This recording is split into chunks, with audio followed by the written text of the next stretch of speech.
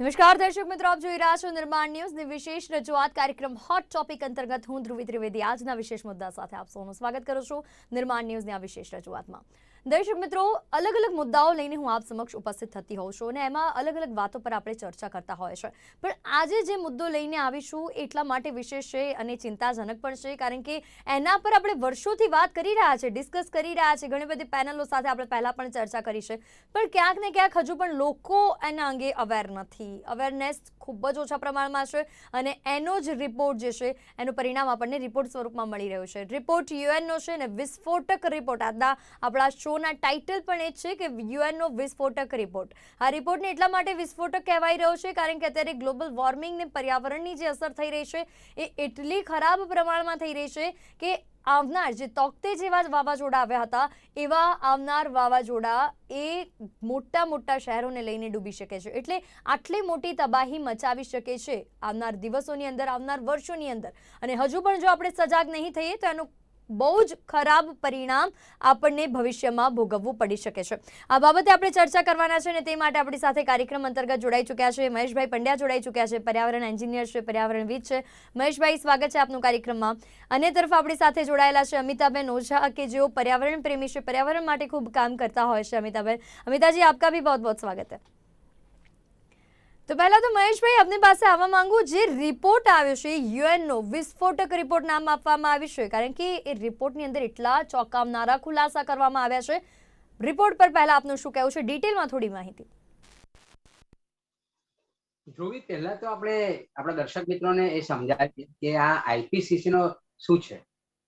એટલે 1980 ના ક્લાઇમેટ ચેન્જની અસરો જોવા મળેલી અને એટલા માટે વર્લ્ડ મેટ્રોલોજીકલ ઓર્ગેનાઇઝેશન અને યુનાઇટેડ નેશનનું એન્વાયરમેન્ટલ પ્રોગ્રામ એમણે નક્કી કર્યું કે યુએનની એક જુદી પાંખ બનાવવી પડશે, જે UNFCCC United nation framework convention on climate change તરીકે ઓળખાય છે। અને એ આખી જુદી વિંગ યુનાઇટેડ નેશને બનાવી અને એમાં 100 ના વૈજ્ઞાનિકોને લીધા, એમાં જે inter governmental panel on climate change એવું કહે છે। અને આ પેનલ એ નિયમિત અભ્યાસ કરે છે ક્લાઇમેટનું અને એની શું રિસ્ક થવાના પોટેન્શિયલ રિસ્ક શું છે, કેવા પ્રકારની ભવિષ્ય થશે આ ગ્લોબલ વોર્મિંગના લીધે, એનું ભવિષ્યવાણી કરે છે અને એ પ્રમાણે સરકારને ચેતવણી આપે છે કે કેવા પ્રકારના પગલા ભરવા જોઈએ છે। એટલે આ વખતે જે રિપોર્ટ આપ્યો છે એ ખરેખર, ધ્રુવી, તમે કહ્યું એમ બહુ વિસ્ફોટક છે, ખૂબ જ ગંભીર છે, કારણ કે જો આપણે ધ્યાન નહીં આપીએ તો 2040 એટલે બહુ દૂર નથી, હવે માર્ચ 19 વર્ષ બાદ દરિયા કિનારાના બધા શહેરો ડૂબી જશે કે 50 સેન્ટીમીટર જો દરિયો આગળ વધે એનો મતલબ શું થયો, એટલે માત્ર 50 કારણ જો આપણને ખબર નહીં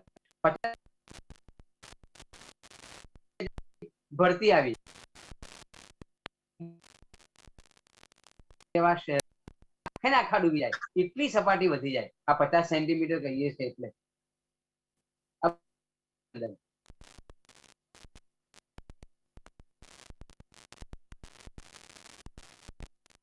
મહેશભાઈ વાત કરી રહ્યા છે કે હવે આ તબાહીના કારણો પર અને તારણો પર આપણે વિશેષ વાત કરવાની છે, એને સમજવાની જરૂર છે, સાથે સાથે એના પર એનાલિસિસ કરીને જે પણ કંઈ પગલાં આપણે લઈ શકીએ એ લેવાની જરૂર છે। આ બધા કાર્યો આપણે કરવા પડશે આવનાર ભવિષ્યને બચાવવા માટે, ભવિષ્યને આવનાર દિવસોથી બચાવવા માટે, એટલે આ કાર્ય ખૂબ જરૂરી છે। સાથે સાથે આપણે જે વાત કરી રહ્યા છે કે જે તોકતે વાવાઝોડાએ જે વિનાશ સર્જ્યો હતો એનાથી પણ ભયંકર વિનાશ સર્જવાવાળા વાવાઝોડા જે છે આવનાર દિવસોમાં આવી શકે છે, એટલે દક્ષિણનો જે પટ્ટો છે, દક્ષિણ એરિયા, એવું કહેવાઈ રહ્યું છે કે જો આ બધી પરિસ્થિતિ પર કંટ્રોલ નહીં મેળવાય તો આવનાર દિવસોમાં દક્ષિણ વિસ્તાર પણ આખો આમાં ઘેરાઈ શકે છે। એટલે આ બધા પરિબળો પર એટલા માટે ચર્ચા કરવી જરૂરી બની જતી હોય છે અને એટલા માટે આપણે આજે વાત કરી રહ્યા છે। અને ખાસ કરીને આપને વારંવાર એ જ કહી રહી છું કે આપણે આપણા હેલ્થ પ્રત્યે અવેર છે, આપણે આપણા બોડી પ્રત્યે અવેર છે, સ્કિન પર અવેર છે, પણ આપણે પર્યાવરણ પર, એન્વાયરમેન્ટ પર એટલા અવેર નથી કારણ કે એને આપણે लाइटली ले रहा है અને એના પરિણામ ખૂબ જ ગંભીર આવી શકે છે। अमिताजी, इस बात पे इस प्रकार से हम बात कर रहे हैं, हम बहुत अवेयर है, ऐसा नहीं है कि हम लेजी है, लेकिन एनवायरनमेंट की जब बात आती है तब हम क्यों पीछे हट जाता है?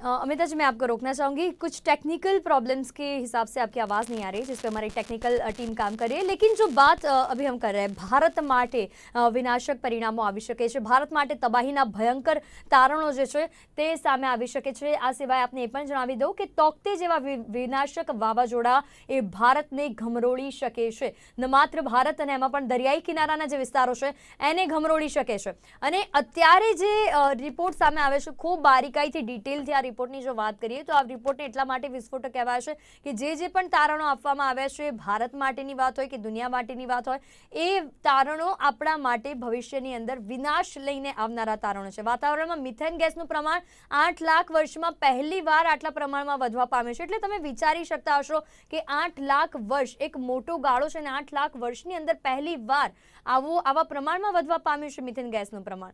તો યુએનના આઈપીસીસી રિપોર્ટમાં ભારત માટે ગંભીર કારણો અને તારણો બહાર આવ્યા છે, જેના પર આપણે ચર્ચા કરી રહ્યા છે। સાથે જ આપણે એ પણ જણાવીએ કે 1970 થી પૃથ્વીના તાપમાનમાં સતત અને ઝડપી વધારો થઈ રહ્યો છે। ગ્લોબલ વોર્મિંગની ઇફેક્ટ, આ બધી જ વસ્તુ, પ્લસ આપણે જે પર્યાવરણને નુકસાન પહોંચાડી રહ્યા છે, આપણે નોઇઝ પોલ્યુશન કરી રહ્યા છે, વોઇસ પોલ્યુશન કરી રહ્યા છે, સાથે સાથે ગ્રીનરી જે પહેલાં બહુ પ્રમાણમાં હતી, આપણે ઝાડ વૃક્ષો કાપીને એની ઉપર એ જમીન પર મોટા મોટા બિલ્ડિંગો બનાવી રહ્યા છે।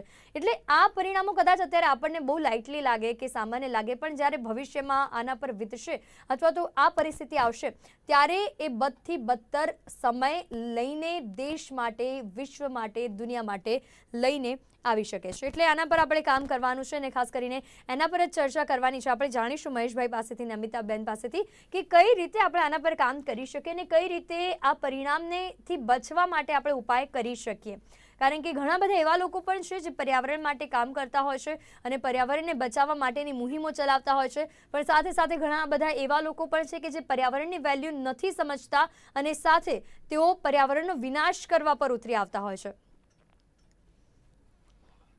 તો કદાચ આપણે તોકતે વાવા વિશે વિચાર્યું નહીં હોય, પણ એ વાવાઝોડાએ જ્યારે આટલો વિનાશ સર્જ્યો ત્યારે આવા અને આનાથી ડબલ વાવાઝોડા પણ આવનારા દિવસોની અંદર વિનાશરૂપી પરિણામ જે છે તે સામે લાવી શકે છે, જેના પર આપણે વિચારવાની જરૂર છે, જેના પર આપણે કામ કરવાની જરૂર છે।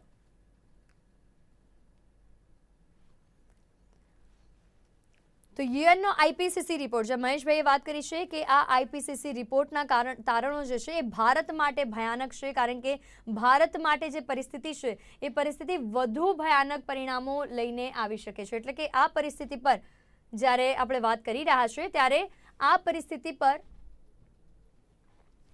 વિચારવાની અને કામ કરવાની જરૂર છે।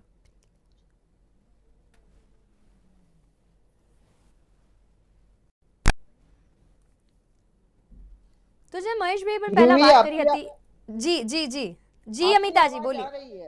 हाँ बोलिए अमिता जी, आपकी आवाज आ रही है? जी अमिता जी, हम जिस प्रकार से बात कर रहे थे कि अब जो अवेयरनेस हमें चाहिए वो अभी तक क्यों नहीं है। हाँ, तो ये अवेयरनेस हम अपने सेल्फ या स्वार्थ के लिए कहिए। प्लास्टिक सबसे पहले यूज करना, पर लोग समझ रहे हैं कि प्लास्टिक का थैला नहीं। आपके घर में अगर एक बिस्किट आता है उसमें भी प्लास्टिक है, और कचरे वाले वो उठा के ले जाते हैं और डंप करते हैं, जो बहुत ही भयावह रूप लेता है। आप जाके शहर के बाहर देखिए तो कचरे का ढगला पड़ा रहता है। बहुत लोग बोलते हैं वहां पेड़ लगा दो, घास लगा दो, लेकिन जब प्लास्टिक केमिकल रहेगा छोटे से बिस्किट में भी, लोग अगर चाहें तो हमारे पर्यावरण में ऐसे पत्ते हैं पेड़ों के जो प्लेट भी बनाते हैं, आपके बिस्किट के डब्बे भी बना देंगे। आप मतलब कुछ भी, जैसे आप छोटा मोटा बेसन भी लेने जाइए तो वो प्लास्टिक में आता है। ये छोटी छोटी चीजें हैं, ध्यान में नहीं आती हैं, पर अपने जंगल में ऐसे ऐसे पत्ते हैं जो सूख के गिरते हैं। जैसे आप केला का पत्ता ले लो, आपने सुना होगा केले के पत्ते की साड़ी बनती है। बरगद का ले लो, आप बहुत सारे हैं। आप कागज का डब्बा बनाओ, जब तक प्लास्टिक जड़ से नहीं जाएगा, एक तो पानी जो आप जैसे बोल रहे हैं कि पानी पानी हो जाएगा, क्योंकि ड्रेनेज क्लियर नहीं होता है, उसमें प्लास्टिक फंसता है। और जो बिल्डिंग बना रहे हैं, ठीक है आप बिल्डिंग बनाओ, पर उसके आसपास पेड़ पौधे का भी कुछ गुंजाइश रखो। तो सबसे पहली बात है कि प्लास्टिक और डंप करते हैं उस पे हमको ध्यान देना चाहिए। कि जो हम डंप करते हैं उसमें प्लास्टिक कितने मात्रा में जाती है। बहुत सारी फैक्ट्रियां हैं, केमिकल उसमें से निकलता है, हमारे पानी गंदा होता है, पानी ब्लॉक हो जाता है, जिससे पूर तूफान और गांव में पानी आता है। तो ये बहुत छोटी बातें हैं जिस पे हम ध्यान नहीं देते हैं। ये बहुत जरूरी है कि आप जैसे मैगी का पैकेट भी आता है वो प्लास्टिक का आता है। અચ્છા. એટલે નાની નાની વાતોથી આપણે આ જાગૃતિનું કામ કરી શકીએ છીએ. જેમ અમિતાજીએ વાત કરી છે કે નાની નાની વાતો જેના પર આપણું ધ્યાન નથી જતું એ જ મોટા મોટા નુકસાનીને નોતરી શકે છે અને એ જ મોટા મોટા વિનાશોને નોતરી શકે છે. આપની પાસે આ માંગુ મહેશભાઈ, જે આંકડા સામે આવ્યા છે આઈપીસીસી રિપોર્ટની અંદર 1970થી પૃથ્વીનું જે લેવલ છે તાપમાનનું એ સતત ઝડપી રીતે વધી રહ્યું છે. કદાચ આપણને અત્યારે લાઇટ લાગે પણ આવનાર દિવસોમાં જો આ પરિસ્થિતિ રહી, સર 8 લાખ વર્ષોનો સૌથી વધારે આંકડો જે છે મિથેન ગેસનો અત્યારે નોંધાવા પામે છે. બહુ ખતરનાક આંકડાઓ જે છે આ રિપોર્ટની અંદર સામે આવ્યા છે. એમાં બે કારણો છે કે આપણે વિકાસની ગતિ વધારી દીધી અને બીજી બાજુ વૃક્ષો કાપ્યા. એટલે વૃક્ષોનું કામ હતું આ મિથેન ને ગ્રીન હાઉસ ગેસીસ ને એને શોષી લેવાનું. એટલે એ કાપી નાખ્યું અને બીજી બાજુ તમે ધુમાડા બહુ કર્યા કારણ કે આપણે વિકાસ કરવો છે. આપણે હોડ લાગી છે વિકાસની, $5 ટ્રિલિયન અમેરિકન ડોલરે પહોંચી જવું છે અને એના કારણે આ થયું છે.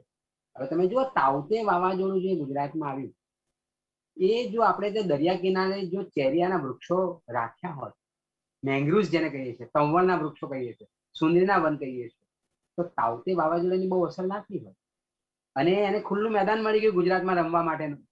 અને ગુજરાતમાં બીજા પછી જયારે અંદર પ્રવેશ્યું જમીન ઉપર તો વૃક્ષો પણ કાપેલા હતા એટલે એ આગળ વધ્યું.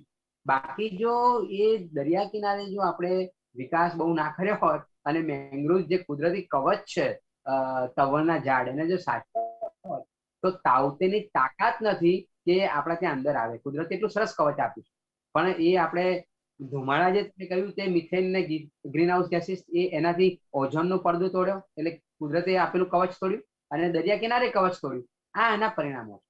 એટલે આ વખતે જે 2015માં પેરિસ એગ્રીમેન્ટ થયું અને આ વખતે ગ્લાસ્કોમાં મળવાનું છે, ગઈ વખતે ના થઈ શકી એ કોન્ફરન્સ, અને એમાં દરેક દેશોએ કમિટમેન્ટ આપ્યા છે અને નેશનલ ડિટર્મિનેશન કન્ટ્રીબ્યુશન કહેવામાં આવે છે કે દરેક દેશોએ એવું કમિટમેન્ટ કર્યું કે અમે કેટલા વાયુઓ ઘટાડીશું અને સાથે સાથે કેવા પ્રકારના પગલાં કરીશું.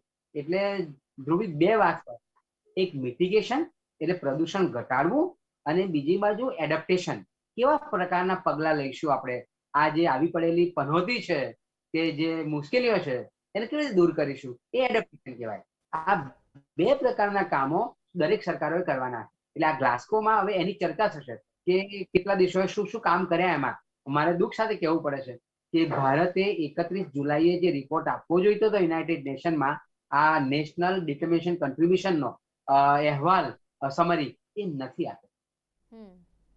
સાચી વાત છે. એટલે મહેશભાઈ એવું કહી શકે કે વિકાસની આ હરણફાળની અંદર આપણે પર્યાવરણને તો નુકસાન પહોંચાડી રહ્યા છે પણ ભવિષ્યમાં આનાથી 10 ગણા વધારે વિનાશોને પણ નોતરી રહ્યા છે. એનો કદાચ અંદાજો આપણને અત્યારે નથી આવી રહ્યો અથવા તો સરકારને નથી આવી રહ્યો પણ પછી આવનાર દિવસોમાં ખૂબ ભારે પરિણામ આપણને ભોગવવા પડે છે. અમિતાજી, तो इसके लिए क्या कर सकते हैं हम, कैसी बातों से शुरुआत करनी चाहिए पर्यावरण को बचाने के लिए? ये सबसे पर्यावरण की हम छोटी छोटी चीजों को नजरअंदाज ना करें. जैसे आप बिल्डिंग तैयार कर लेते हैं, अगर आप बिल्डिंग पेड़ काट के तैयार कर लेते हैं तो पेड़ को काट क्यों रहे हैं? पेड़ के साथ भी बिल्डिंग बनते हैं. और ये जो प्लास्टिक है, पहले पेपर, हर मैंने जैसे बोला कि हर पेड़, हर पत्ते से कागज और बनते हैं, पाउच बनते हैं. प्लास्टिक जैसे बेसन हुआ, मैं बोलूं ना, चीनी हुआ, गेहूं हुआ, इसके लिए आपको जाना पड़ेगा क्योंकि ये प्लास्टिक जब तक ये बंद 0% नहीं होगा तब तक जो हम कचरा इकट्ठा करते हैं, जिसको हम डिस्पोज करते हैं, वो कहीं ना कहीं केमिकल, धुआं, सड़न और पोल्यूशन को हमारे हर्ट करेगा. तो सरकार एक चीज करे कि पेपर, ऐसा मजबूत पेपर भी तैयार होता है. हम लोग के यहाँ पहले बोरियां होती थी, आपको पता होगा, और ये भी पता है कि बोरियों में अनाज या फ्रूट्स भी बनते हैं, मैंने खुद लगाया है. तो वो बोरियां, वो धागे के पाउच जिसमें बेसन आए, जिसमें बिस्किट आए, ये पेपर जो शुरुआत है, कैन से, बैम्बू ट्री से बनता है, जो डिस्पोज हो जाते हैं। अगर उसको हम कचरे में फेंके तो भी हमारा नुकसान नहीं, फायदा ही होगा। तो इस जी सब चीजों पे खास ध्यान देना होगा। दूसरा कि जो केमिकल फैक्ट्रियां हैं गुजरात और सूरत में खासकर, इनका जो ड्रेनेज है वो सबसे बड़ा प्रॉब्लम है, क्योंकि वो इतने खराब पानी है कि अच्छे दीवारों को भी वो तोड़ते हैं। और ये जो तूफान है, जो धीरे धीरे नेचुरल पानी एक जगह से दूसरे जगह जाती है, वो जम जाते हैं, डेल्टा बनते हैं, जिससे वावाजोड़ा, तूफान और हर दीवार वीक हो जाती है। और हमारे यहाँ इतने, जैसे कहते हैं कि जंगल है, तो जंगल को इतना काटो कि तुम्हारे थोड़े बहुत बिल्डिंग भी बने, थोड़े बहुत पेड़ भी रहे, क्योंकि बहुत बिजनेस है, सबका खाना है, कोई बेसन बेचता, कोई बिस्किट बेचता है। पर क्या जरूरी है कि हम प्लास्टिक में ही बेचें, क्योंकि वो सस्ता पड़ता है? हम बिल्डिंग भी बनाए, अपना धंधा करें, इसके लिए हम अपने धरती को, अपने देश को ऐसा प्रदूषित कर दे कि उस घर, उस बिल्डिंग में रहने वाले बीमार हों। સાચી વાત तो છે बिल्डर और इनसे रिक्वेस्ट है कि बिल्डिंग ऐसा भी बनता है जिसमें पेड़ आपके रह सकते हैं। ये ज्यादा से ज्यादा बनाने की लालच, સાચી વાત છે ને ये આમાં ज्यादा से પર્યાવરણને ज्यादा, પર્યાવરણને જે પ્રકારે નુકસાન પહોંચાડી રહ્યા છે અને માટે આપણે ખુદ એવું કહી રહ્યા છે કે માનવી પોતાના પગ પર કુલ્હાડી એટલા માટે મારી રહ્યું છે કારણ કે આપણે જ ખૂબ આ પરિસ્થિતિને જે છે નોતરી રહ્યા છે કે ભાઈ આ બેલ મુજે માર, આપણે જ એવા જ કામ કરી રહ્યા છીએ કે પર્યાવરણ આપણને ये આવનાર દિવસોમાં નુકસાન પહોંચાડે। મહેશભાઈ, શું કરી શકીએ ને સાથે સાથે યુથ હજી આના પર અવેર નથી કારણ કે હજુ પણ યુથ માટે આ પ્રશ્ન જ નથી। से मैं भी एक रिक्वेस्ट कर रही हूँ कि कुछ ऐसा करें कि पेपर वर्क चले। बिस्किट, बेसन, ये डब्बे में, ये लोग सरकारी मुलाजिम है, ऐसा बनाए जो डिस्पोज हो जाए। आप સાચી गेहूं चावल लेने जाओ तो इतने मोटे मोटे प्लास्टिक के आते हैं, उसको क्या करेंगे? फेंकेंगे, फिर अनिताबेन, ट्रक आएगी, ले जाएगी कचरे के डब्बे में, वो कभी डिस्पोज नहीं होता है। સાચી વાત છે आप જી उसको મહેશભાઈ। जलाओ तो प्रदूषण होता है। तो मैं उनसे ये रिक्वेस्ट करूंगी कि इस पे कुछ काम करें। જી ચોક્કસ। મહેશભાઈ, આપનું શું કહેવું છે? અનિતાબેનની વાત સાચી છે। એમને 19મી સપ્ટેમ્બર 2019માં વડાપ્રધાને યુએનમાં ભાષણ કરેલું કે સિંગલ યુઝ પ્લાસ્ટિકને ભારત દૂર કરશે। પછી લાલ કિલ્લા ઉપરથી પણ એવું બોલ્યા, પણ એવું થયું નહીં। પોલિટિકલ વિલ નથી। લોકો અત્યારે માનો કે અત્યારે કાગળની થેલી કે કપડાની થેલી લઈને જતા મેં જોયા છે। ઘણું પરિવર્તન આવે છે, પણ જ્યાં સુધી પ્લાસ્ટિકનું ઉત્પાદન બંધ નહીં થાય ત્યાં સુધી તો લોકો વાપરવાના। એમાં સરકારે કામ કરવાની જરૂર છે કે આ સરકારે એની લોકોને પર ઓપ્શન નથી, ઓપ્શન આપવું પડે। એટલે સરકારે ઓપ્શન બી આપવો જ જોઈએ, કારણ કે પ્લાસ્ટિક યુઝની ખાલી વાત કરીને એવોર્ડ લઈ આવીએ એવું નહીં ચાલે। સાચી વાત છે। સરકારે એ રોકવું પડે અને એના ઓપ્શન આપવા પડે। અને ઓપ્શન આપણી જોડે હતા જ, આ નવું કંઈ શોધવાનું નથી। કેવું છે પહેલા ખબર છે, વાતો અને જાહેરાતો કરી દેવામાં આવે પણ એનું છેલ્લા સ્તરે ઇમ્પ્લિમેન્ટ થાય છે કે કેમ એ જોવા માટે કોઈ નથી બેસતો। બિલકુલ બિલકુલ સાચી વાત છે। અને ઉલટાનું તમે ધંધો કરી આપ્યો। પ્લાસ્ટિકની જ વાત કરીએ તો પહેલા તો ગ્રાહકને પ્લાસ્ટિકની મોટી કોથળી પણ આપતા હતા, હવે એના પૈસા લેવામાં આવે છે। શું કામ? એ પૈસા પર્યાવરણના કામ આજે કે તો પછી કેટલાક લોકો પોતાની થેલી લઈને જાય છે, તેને ઇન્સેન્ટિવ આપવો જોઈએ, કારણ કે સરકાર હવે માત્ર ને માત્ર બિઝનેસમેનને કેમ ફાયદો થાય એ વિચારે છે। એટલે એ પણ છે, પણ બે રીતે વાત કરવાની જરૂર છે ક્લાઇમેટ ચેન્જમાં। એટલે હવે તો ક્લાઇમેટ ક્રાઇસિસ, પર્યાવરણની કટોકટી, એ શબ્દ વાપરવો જોઈએ। પોતે શું કરી શકું અને સરકાર શું કરી શકે? સરકાર તો નીતિ નિયમો બનાવીને કરશે, કારણ કે એને તો જીડીપી વધારવો છે। ભૂતાનના રાજા એમ કહે છે કે મારે હેપીનેસ ઇન્ડેક્સ વધારવો છે, જીડીપી નથી વધારવો। મારે $5 ટ્રિલિયન જીડીપી લઈ જવી છે, તો ક્યાંથી થાય? કાલે વડાપ્રધાનશ્રીએ સરસ વાત કરી યુનાઇટેડ નેશન સિક્યુરિટી કાઉન્સિલમાં કે દરિયાને પ્રદૂષિત ના કરવો જોઈએ। પણ ગુજરાત મોડેલ સ્ટેટ છે અને ગુજરાતમાં અમદાવાદ, વડોદરા અને જયપુરના ઉદ્યોગોના એફ્લુએન્ટ 2270 કરોડના ખર્ચે પાઇપલાઇન નાખીને દરિયામાં નાખવાની વાત ચાલે છે। એટલે વડાપ્રધાનશ્રી એક બાજુ સિદ્ધાંતની સરસ વાત કરે છે, ગમે એવી વાત કરે છે, તાળી પાડવાનું મન થાય એવી વાત કરે છે, અને બીજી બાજુ એમનો જ ગુજરાત રાજ્યમાં આ દરિયામાં આ ઊંડો ઠાલવવાની વાત છે। એટલે એ રીતે અમલીકરણ નથી થતું. માત્ર સરસ વાતો થાય છે, તાલીઓ વગાડીએ છે, અમલીકરણ નથી થતું. અને પરિણામ ગાંધીનું આપણને અત્યારે મળવાની શરૂઆત થઈ ચૂકી છે. જેમ આપણે જોઈએ કેનેડા અને યુએસએ ની અંદર આ વખતે જે ગરમી પડી છે, ઇન્ડિયાની વાત લઈ લે, વરસાદની સિઝન ચાલી રહી છે પણ વરસાદ ક્યાં છે, એટલે આ સિઝન ચેન્જની પણ અસર જે ક્લાઇમેટની આની સીધી અસર પડી રહી છે આની પર. એટલે શરૂઆત અત્યારથી થઈ ચૂકી છે એવું કહી શકાય આમાં. બિલકુલ છે જે આ કટોકટી છે પર્યાવરણીય. હું તો એમ હવે પરિવર્તન નથી કહેતો, ક્લાઇમેટ ચેન્જ નથી કહેતો. આ એન્વાયરમેન્ટની ક્રાઇસિસ છે, ક્લાઇમેટ ક્રાઇસિસ છે. તમે જુઓ ને આજે એવરેજ વરસાદ કદાચ બરાબર પડે છે, પણ એક દિવસમાં 19 ઇંચ પડી જાય અને પછી આખા દિવસો ના પડે. એટલે ચોમાસામાં જે રીતે વરસાદ પડવો જોઈએ, જે સમયાંતરે પડવો જોઈએ, એ નથી પડતો. કાં વધી જાય છે, કાં ઘટી જાય છે, કાં પૂર આવે છે, કાં દુકાળ પડે છે. આ એનું સીધું કારણ છે. પણ આ બે ગુજરાત बात છે. पे ध्यान રાખવું જોઈએ. એક તો કેમિકલ, બીજા की जो सूत्रियो હોય બોરી જેમાં ઘઉં ચાવલ આવે, એના કપડા રૂપી તૈયાર કરીને દુકાનદારોને ઓપ્શન આપવું પડે કે તમે વેચો. સાચી વાત છે, સાચી વાત છે. એટલે ઘણા બધા ઓપ્શન પર વાત થઈ શકે છે આપણી પાસે, પણ સરકારે આના પર કામ કરવાની જરૂર છે. માત્ર વાતો કરીને કે જાહેરાત કરીને પછી એનું ઇમ્પ્લિમેન્ટ થાય છે કે કેમ એ તો જોવા બેસે, કારણ કે એનો પણ સમય નીકાળવાની જરૂર પડતી હોય છે. માત્ર વાતોથી પર્યાવરણની અંદર સુધારો નથી આવી જતા કે માત્ર જાહેરાતોથી ક્લાઇમેટ ચેન્જની અસર પર સુધારા નથી આવી જતા. સમયની મર્યાદા છે માટે કાર્યક્રમમાં રજા લેવાનો સમય થઈ રહ્યો છે. અમિતાજી અને મહેશભાઈ આપ બંને અમારી સાથે ચર્ચામાં જોડાયા તે બદલ આપનો આભાર. તો દર્શક મિત્રો, મારી વિશેષ રજૂઆત કાર્યક્રમ હોટ ટોપિકના આજના વિષયમાં અત્યારે હાલ બસ આટલું જ. ફરી મળીશું નવા વિષય સાથે, નવી ચર્ચા સાથે. ત્યાં સુધી મને આપશો રજા. નમસ્કાર.